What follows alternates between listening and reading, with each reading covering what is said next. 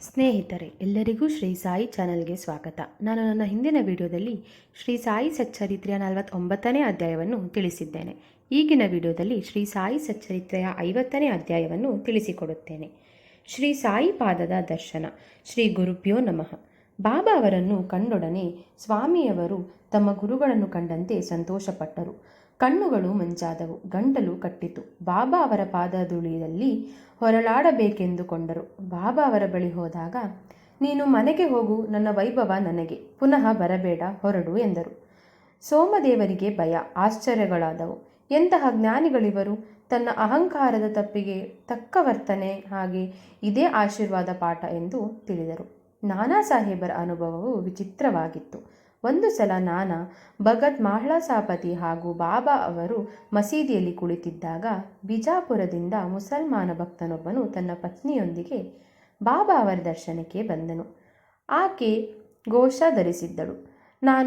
ಅವರು ಕೂಡಲೇ ಎದ್ದು ಹೊರಟರು. ಬಾಬಾ ಅವರನ್ನು ತಡೆದರು. ಆತನ ಪತ್ನಿಯು ಬಹಳ ಸುಂದರಿಯಾಗಿದ್ದಳು. ಅವಳನ್ನು ನಾನಾ ನೋಡಲಿಚ್ಛಿಸಿದರು. ಬಾಬಾ ಅವರು, ನಾನಾ ದುರಾಲೋಚನೆಯಲ್ಲಿ ಸೌಂದರ್ಯ ನೋಡಿದರೆ ತಪ್ಪಿಲ್ಲ, ಇದರಲ್ಲಿ ನಾಚಿಕೆ ಹೆದರಿಕೆ ಬೇಡ ಎಂದರು. ನಾನಾ ಸಾಹೇಬರು ತಮ್ಮ ವಯಸ್ಸಿನಲ್ಲಿ ಆಕೆಯನ್ನು ಮತ್ತೆ ನೋಡಬೇಕೆಂದು ಇದ್ದುದನ್ನು ಶ್ಯಾಮ ಅವರಿಗೆ ನಂತರ ವಿವರಿಸಿದರು. ಶ್ರೀ ಸಾಯಿನಾಥರು, ನಮ್ಮ ಮನಸ್ಸು ಚಂಚಲವಾದದ್ದು, ಅದಕ್ಕೆ ನಾವು ಶರಣಾಗಬಾರದು. ಇಂದ್ರಿಯಗಳನ್ನು ಕ್ರಮೇಣ ನಿಗ್ರಹಿಸುತ್ತಾ ಬರಬೇಕು. ಅವುಗಳಿಗೆ ದಾಸರಾಗಬಾರದು. ದೇವರು ಈ ಸುಂದರ ಜಗತ್ತನ್ನು ನಿರ್ಮಿಸಿದ್ದಾನೆ. ಅಂತರಂಗ ಪರಿಶುದ್ಧವಾಗಬೇಕು. ಹೀಗಿದ್ದರೆ ನಾವು ಯಾರಿಗೂ ಹೆದರಬೇಕಾಗಿಲ್ಲ. ಮೊಹಮರಿತರಾದ ಪರಮಾತ್ಮನ ಸುಂದರ ಕೃತಿಗಳನ್ನು ನೋಡಿ ಆನಂದಿಸಬೇಕು ಎಂದು ಹೇಳಿದರು. ನಾವು ಇಂದ್ರಿಯಗಳನ್ನು ಸ್ವಾಭಾವಿಕವಾಗಿ ಹತೋಟಿಯಲ್ಲಿಟ್ಟುಕೊಳ್ಳಬೇಕು. ಇದರಿಂದ ಆನಂದವನ್ನು ಅನುಭವಿಸುವಾಗಲೂ ಸಹ ಪರಮಾತ್ಮನ ನೆನಪು ಮೂಡುತ್ತದೆ.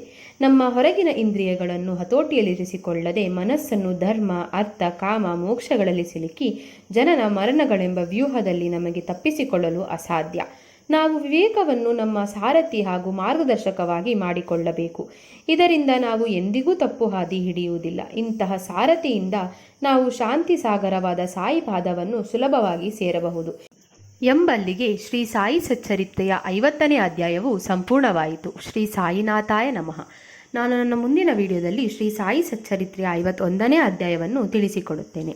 ಈ ವಿಡಿಯೋ ನಿಮಗೆ ಇಷ್ಟವಾಗಿದ್ದಲ್ಲಿ ಲೈಕ್ ಮಾಡಿ, ಶೇರ್ ಮಾಡಿ ಹಾಗೂ ಶ್ರೀ ಸಾಯಿ ಚಾನಲನ್ನು ಸಬ್ಸ್ಕ್ರೈಬ್ ಮಾಡಿ.